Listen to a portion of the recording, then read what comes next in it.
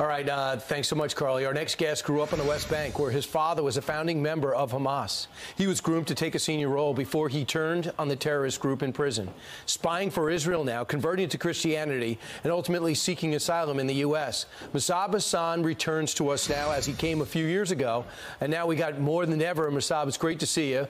We'd love to know the insight of this group and how they were able to pull off what they did October 7th. First, can you tell the audience your background, people that didn't read your book? I was born at the heart of Hamas leadership, and I know them very well. They don't care for the Palestinian people. They don't regard the human life. And I saw their brutality firsthand back in 1996 when I spent about a year and a half in Megiddo prison. They killed so many Palestinian people at that time. And this is when I decided that I cannot be together with this movement. In fact, I asked myself a question: what if they become a ruling party at some point? What will they do? If they succeed in destroying Israel and building their state, what will they do? They will kill our people. And this was the first question, that actually I had to be honest with myself. Even though Hamas gave me advantages, I was like a prince in that world, but I did not like them, and I turned against even my own blood. Because this is how much I did not like Hamas. And today, 25 years later, they are the rulers of Gaza, and we see what they are capable of doing. We saw what happened October 7th. We saw them do what they did to Holocaust victims.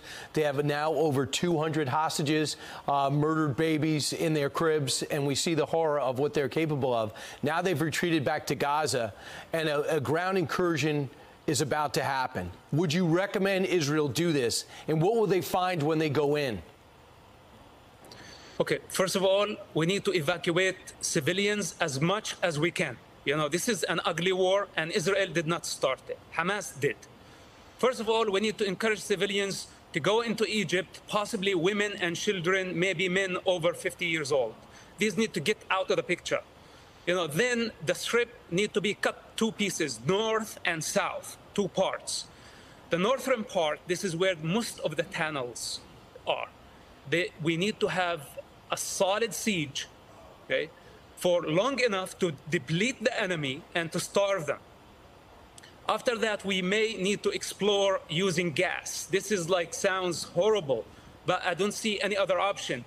The tunnels are interconnected, and gas could be one of the solutions, but this has to be in the right time. We cannot just rush into Gaza. There is no modern army that is prepared for this type of war.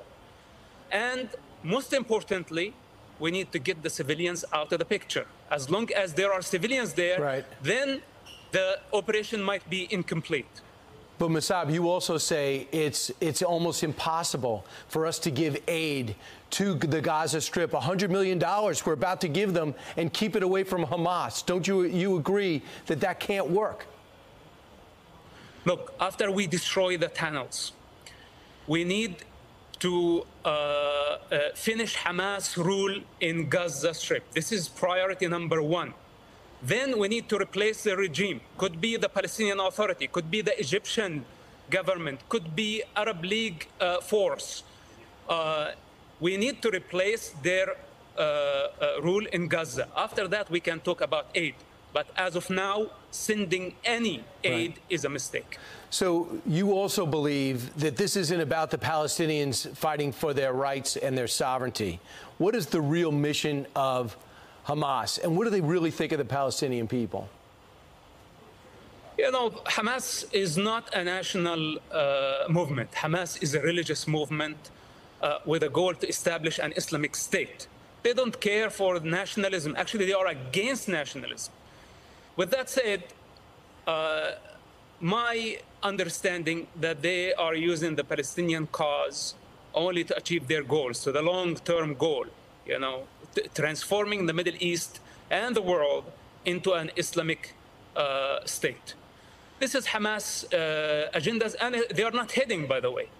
So Hamas is serving foreign agendas. We're talking about Iran, and we're talking about Russia lately. Hamas serve those parties, and Iran pays them close to $1 billion annually. Iran is the real master in this picture. Hamas does not serve the Palestinian people. Hamas serve Iran. Those are the masters of Hamas. So their lie about nationalism, that they are a national movement and they care for the Palestinian people, look at them. They are using Palestinian people as a human shield. We need to free Gaza from Hamas. This is what Israel is doing. It's doing the Palestinian people the greatest favor by bringing Hamas down. Then the Palestinian people, they just want to live a normal life. They don't want missiles in the most populated area on earth to be launched from under hospitals, from crowded areas, and going suicidal and endangering the life of the entire population of Gaza. Who does that? You've got to be insane to do such an operation. Right. And you're talking about your family that used your family used to believe that, and you used to believe that that was okay, but you don't. Masab, now, quick exit question. Around the globe, and even in our capital, people are protesting for Hamas. They're saying for the Israel to back off and stop with the airstrikes. Well, what do you say to those protesters? What is about their mindset? Okay, listen, I cannot convince the entire world of truth. Right now, people are emotional. They hate to see children dying. Even though, Hamas is killing the people at the hospital, and we have evidence of that, but they still blame Israel. People can blame whoever they want. But now we have to concentrate. We have to focus. Public opinion is very important, but unfortunately, it's not the time to win the public opinion.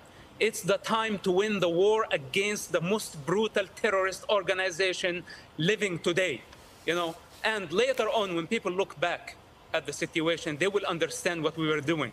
We should not be afraid of the public opinion. We have to explain as much as we can. And you're doing but that. Now we have to concentrate on our goals. And Masab, that's why your perspective is so vital and you're unique. You grew up in the Hamas family, you broke from it, and now you're speaking to stop it. Masab Hassan Youssef, thanks so much for what you're doing. Appreciate it. Thank you, Brian.